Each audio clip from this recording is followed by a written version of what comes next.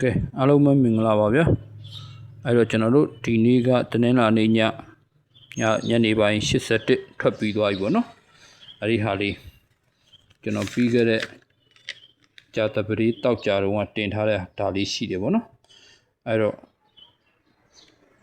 ဒီ formula လေးပေါ့နော်အဲ့ဒီ formula လေးကကျွန်တော်တို့ဒီညနေ81ကြာသွားပြီပေါ့အဲ့တော့သူကလက်ကျန်မှုအနေနဲ့ဒီ၄ခွက်ရှိတယ်ပေါ့4146 9196ဆိုပြီးတော့ဒီ၄ခွက်ရှိတယ်ပေတံမကစားခြင်းပဲနဲ့တခြားကဏ္ဍတွေပဲကစားခြင်းနဲ့ဆိုတဲ့သူတွေကဒီ၄ခွက်ကိုဆက်ပြီးတော့ကြက်ရင်ဆက်ကစားလို့ရတယ်ပေါ့နော်ဒါလေးကျွန်တော်ဗီဒီယိုဖိုင်လုပ်ပြီးတော့ပြောရတာစာနဲ့ရေးပြီးပြောရင်တိတ်ဆုံဆုံလေးနဲ့မပြောလိုက်ရမှာဆိုလို့ပေါ့နော်အဲ့ဒီအရာတွေကကျွန်တော်တို့ဒီ၄ခွက်အုပ်စုကြံနေတယ်ပေါ့အဲ့ဒီမူထဲမှာအဲ့တော့နှစ်ခါဒီညနေဖြုတ်သွားပြီA1ဖြုတ်သွားပြီဖြစ်တဲ့အတွက်အဲ့တော့ဒီ၄ခွက်ကြံနေတယ်ဒီ၄ခွက်ကိုကြက်ရင်ဆက်ပြီးတော့ကစားလို့ရတယ်အဲ့တော့ပေထံကတော့အဲ့လိုပေါ့လေသူ2ရက်တော့ထိုးရမယ်အကွက်က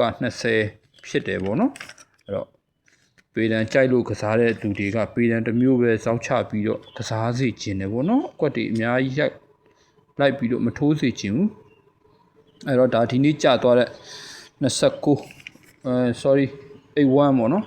ဒါက29 formula ကနေပြီးခဲ့တဲ့ဟာပေါ့နော်ပြီးခဲ့တဲ့နောက်ဆုံးကျွန်တော်တင်သွားတဲ့ဗီဒီယိုဖိုင်မှာကျွန်တော်ဒီနက်ခတ်နဲ့4146 9196ဆိုတဲ့၄ခွက်ကိုကျွန်တော်ပေးခဲ့ပြီးဖြစ်တယ်ပေါ့နော်အဲ့တော့ကြာတပတိနေ့မနေ့29လို့ကြာပြီးသွားရင်တောက်ကြာနဲ့နောက်တစ်ပတ်9ရက်ထဲမှာနက်ခတ်ရိုက်တယ်ပေါ့နော်နက်ခတ်တစ်စုံနှစ်စုံအမျိုးရိုက်တယ်ပေါ့ကြာတပတိနေ့မနေ့29ကြာခဲ့တဲ့ formula ကြောင့်တောက်ကြာနဲ့နောက်တစ်ပတ်ထဲမှာနက်ခတ်တစ်စုံနှစ်စုံရိုက်တယ်ပေါ့နော်အဲ့တော့ဒါလေးတွေလည်း formula လေးတွေကြိုက်လို့မှတ်သားခြင်းတဲ့သူတွေတခါလဲမှတ်ထားလို့ရတယ်ပေါ့နော်အဲ့တော့ကြာတပတိနေ့မနေ့မှာ29ကြာခဲ့တဲ့ formula ကြောင့်အဲ့တော့ကြာတပတိတောက်ကြာနဲ့နောက်တစ်ပတ်9ရက်ထဲမှာနက်ခတ်တစ်စုံရိုက်တယ်ပေါ့နော်အဲ့လို note တွေဒီမှာအများကြီးပေါ့နော်ကျွန်တော်ပြီးခဲ့တဲ့ဗီဒီယိုဖိုင်မှာကျွန်တော်ရှင်းပြပြီးသားရှိတယ်ပေါ့နော်အဲ့ဒီအခုဒီဗီဒီယိုဖိုင်ရဲ့အောက်မှာလည်းအဲ့ဒီတင်ငယ်ဘူးတဲ့ဗီဒီယိုဖိုင်ရဲ့ link လေးကျွန်တော်ထပ်ပြီးတော့ချပေးထားမယ်ပေါ့နော်အဲ့တော့ပြောချင်တာကတော့အဲ့ဒီနက်ခတ်မူကကျွန်တော်တို့ပြီးသွားပြီပေါ့နော်ထားလိုက်ပါတော့ဒီဟာပေါ့ဒါကျွန်တော်နောက်ဆုံးတင်သွားတဲ့ဟာပေါ့ခီးသွားစရာရှိလို့ကျွန်တော်တင်ခဲ့တဲ့ဟာပေါ့နော်အဲ့တော့4146 9196ဆိုတဲ့မူတစ်ခုကြံနေသေးတယ်ပေါ့နော်အဲ့တော့ပေတံကိုမကစားခြင်းတဲ့သူတွေကဒီမူလေးကတော့အကွက်နဲတယ်အဲ့ဒါလေးပဲကစားခြင်းနဲ့ဆိုတဲ့သူတွေကအဲ့ဒါကစားအဲ့တော့ကျွန်တော်ပါဝင်ပေတံကစားနေတဲ့ကျွန်တော်တို့မိတ်ဆွေတွေကပေတံတစ်မျိုးကိုပဲဆက်လိုက်မယ်ဆက်လိုက်ပြီးတော့အဲ့ဒီ၄ခွက်ကမထွက်သေးပဲကြံနေတယ်ဆိုရင်အဲ့ဒီ၄ခွက်ကိုဆက်ပြီးတော့ကစားမယ်ပေါ့နော်ဒါလေးလည်းကျွန်တော်တက်ပြောတာပါအဲ့တော့ပေတံနဲ့ပတ်သက်ပြီးတယ်ကျွန်တော်ကြိုက်တဲ့ခဏန်းပေါ့နော်ကျွန်တော်တို့ဒီလိုပဲနည်းနည်းတင်ကနန်းတော့ရှာထိုးရမှာပေါ့အဲ့ဒါဘာလဲဆိုတော့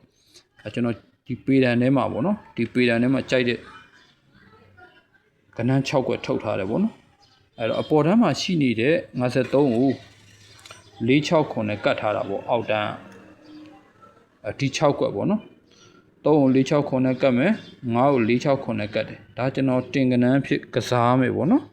အဲ့တော့တခြားဟာတွေလည်းမိတ်ဆွေတို့ကိုယ့်ဟာကိုယ်ပဲစဉ်းစားပြီးတော့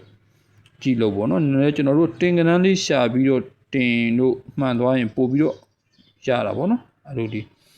အဲ့ဒါလေးတွေလာတက်ပြောတာပါအဲ့တော့ကျွန်တော်တို့ဒီအင်္ဂါဗုဒ္ဓ2ရက်အတွင်းမှာတော့ကျွန်တော်တို့အားဆိုင်ပြီးတော့ပေတံလေးပဲအားဆိုင်ကြတာပေါ့ဗျာအဲ့တော့ပေတံလေးထွက်ပြီးရင်ဆန္ဒရှိတဲ့လူတွေကနောက်တစ်ကြောင်းထပ်လိုက်လို့ရတယ်ပေါ့နော်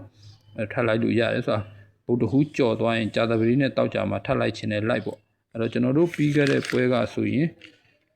ဒီကောင်83နဲ့30ကိုအင်္ဂါနဲ့ဗုဒ္ဓဟူးအတွင်းမှာဖြုတ်ချပြီးတော့မှဒီ60ရဲ့တက်ထပ်လိုက်တာနော်အဲ့လိုရှိအဲ့ဒီပွဲမှာလည်းပဲပေတံကိုကျွန်တော်တို့တစ်ချောင်းကြပြီးတော့ရင်ထပ်လိုက်လို့ရတယ်ဒါလေးလည်းပြောချင်လို့ဗီဒီယိုဖိုင်လုပ်လိုက်တာပေါ့နော်